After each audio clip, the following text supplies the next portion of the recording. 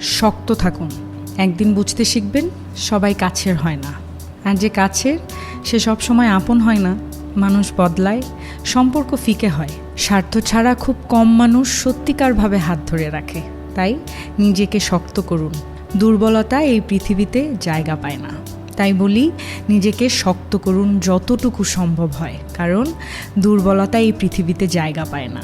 ভালো থাকুন, কিন্তু ভুলেও নিজেকে হারিয়ে ফেলবেন না।